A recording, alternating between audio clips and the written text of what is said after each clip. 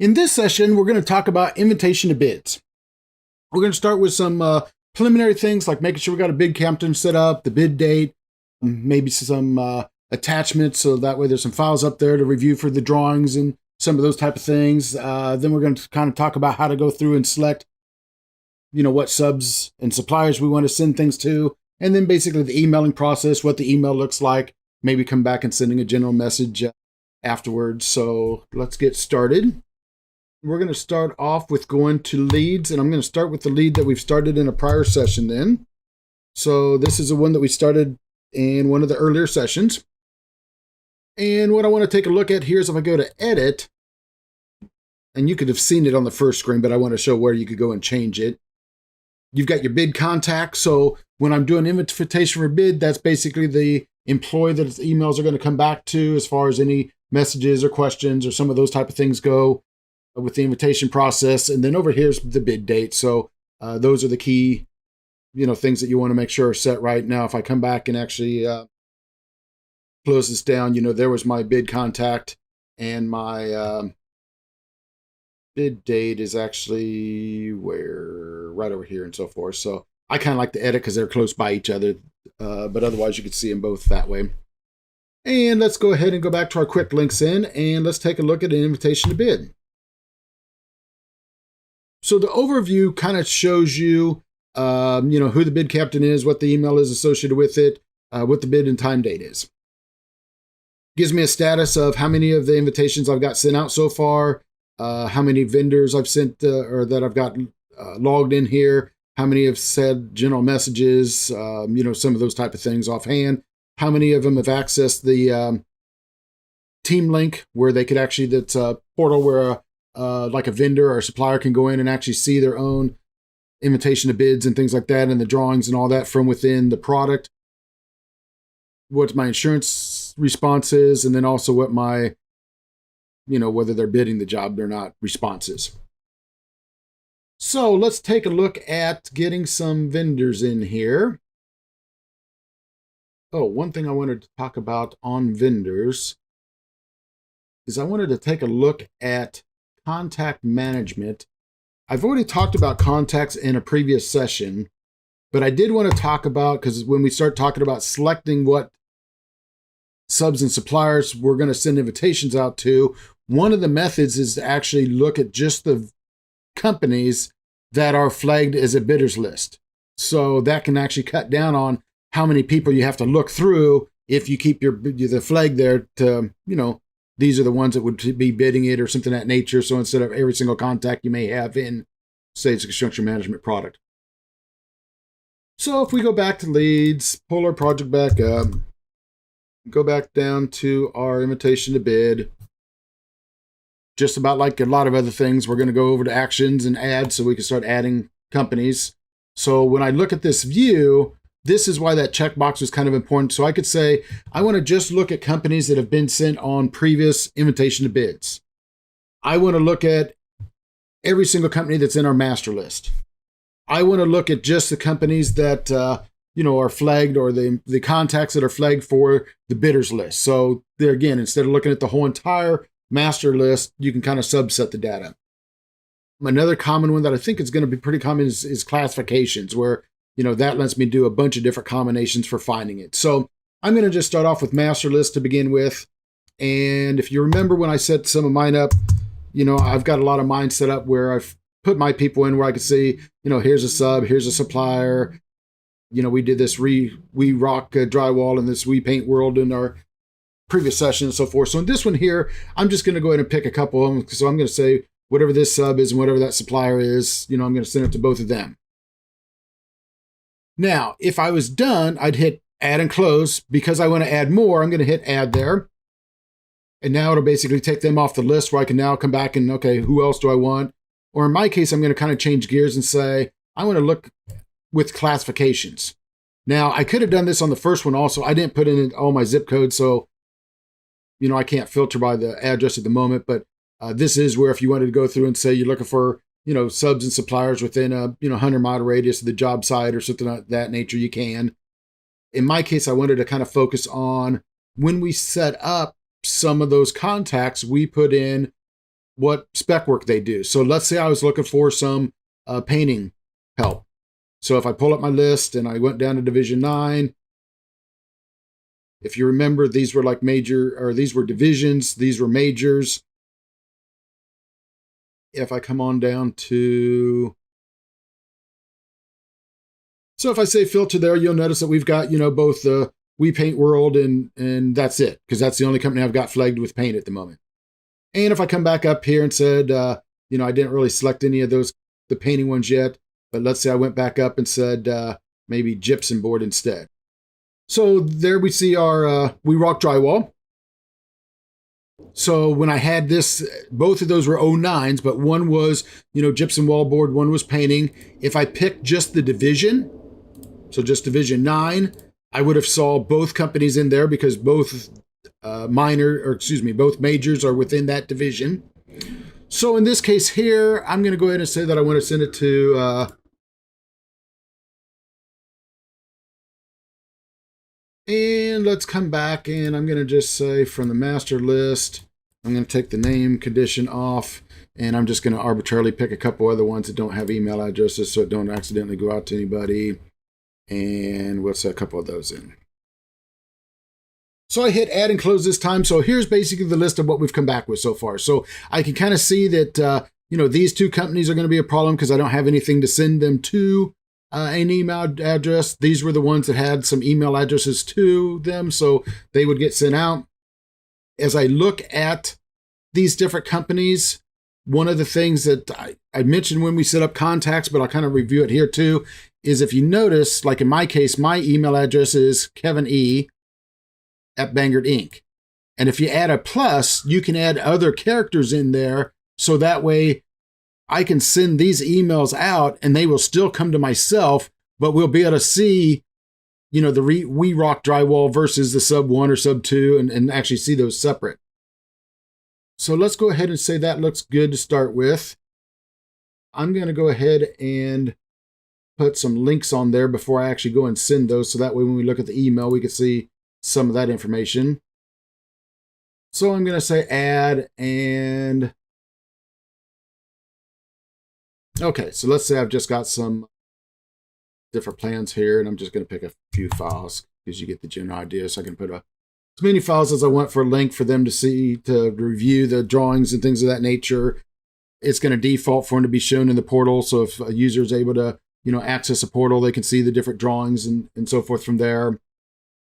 So now let's come back and let's say that I want to send. Those are the 3 that have a valid email address. It should come to myself. So those are the only ones I'm going to send at the moment.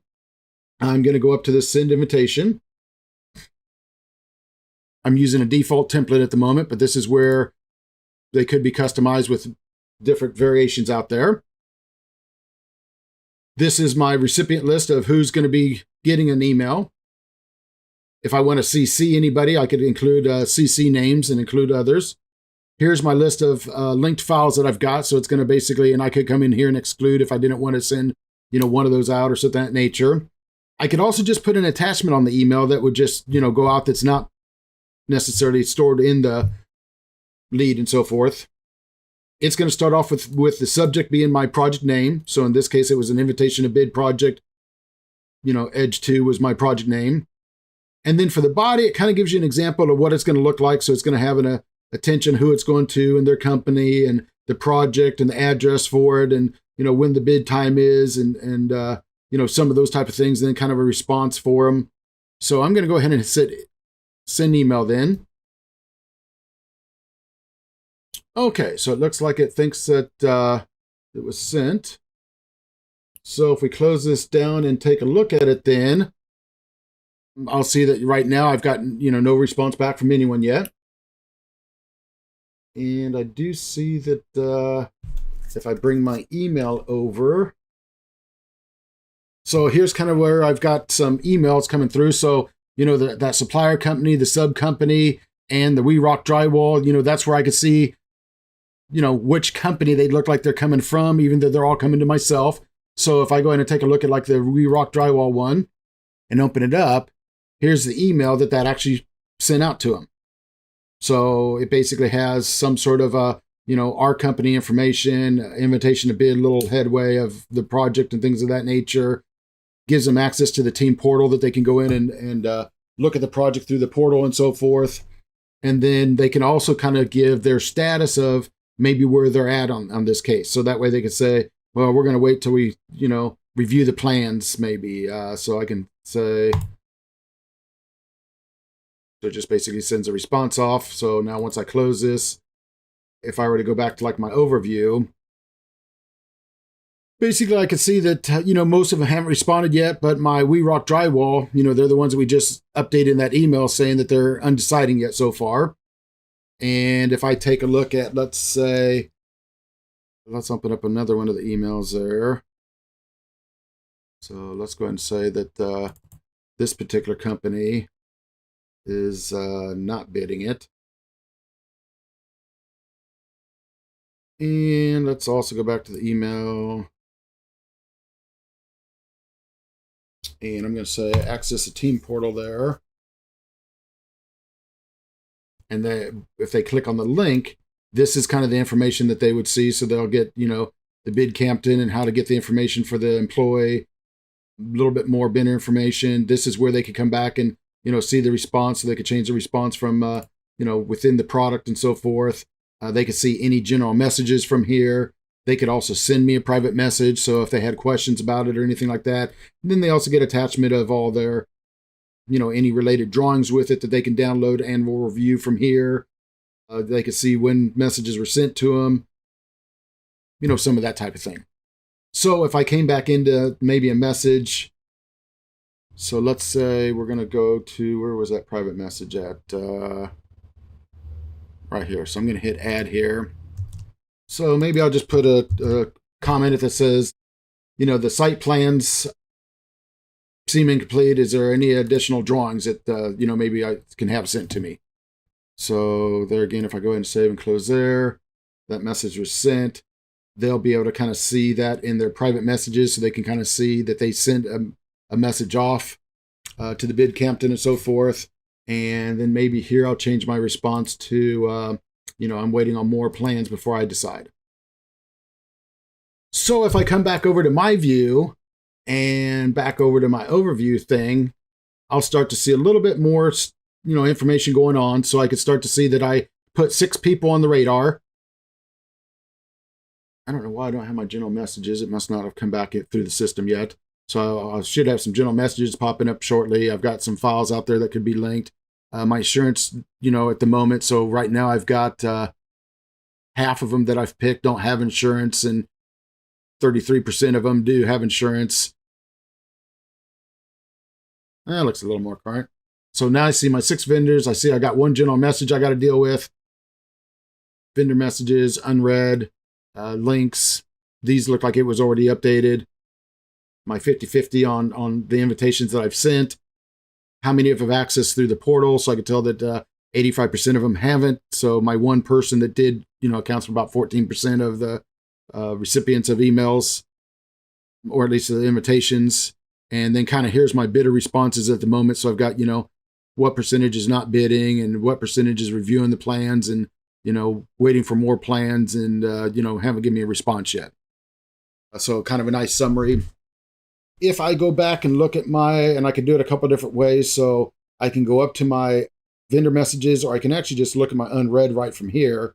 So that way, if there's multiple ones, I'm not overwhelmed with all the multiple ones. So this is where I could see that, that supplier 1 contact that I've got set up, was asking me if there's any, site plans or something of that nature. So, maybe I could reply and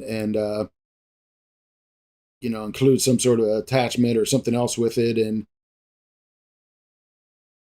I'm just going to say that they're going to have to do a site visit at this point.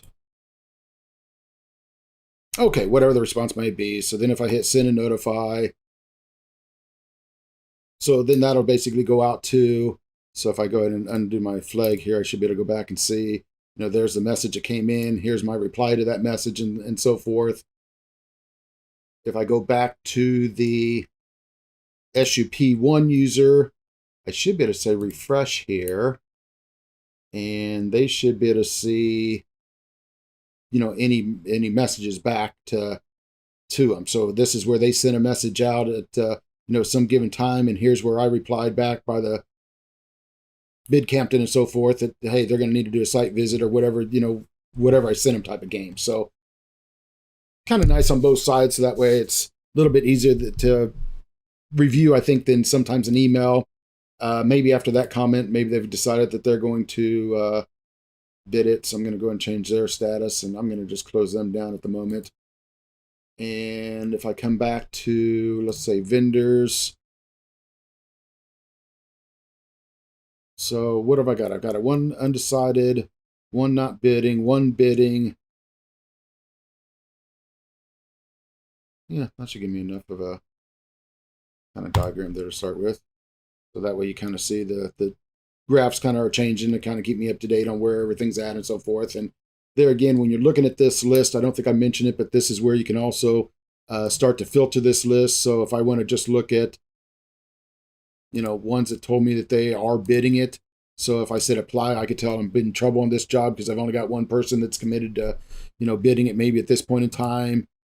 Maybe I can go back and take a look at, maybe I want to do something and reach out to some of the people that haven't decided yet or that are still waiting on something else. So, I might be able to go back to some of the undecideds and, oops, that wasn't one of them I had. But anyway, you get the general idea of just kind of filtering the list of different things.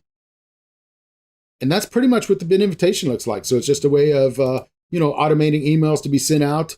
And let's see, I probably need to clear all the filters so I get everyone back.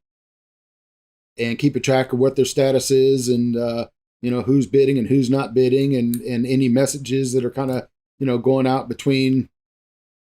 So anyway, that way I can see all the different messages that went back and forth of questions and things like that. And that way it's all, logged and tracked and so forth. So that's kind of what the beginning of invitations to bid looked like.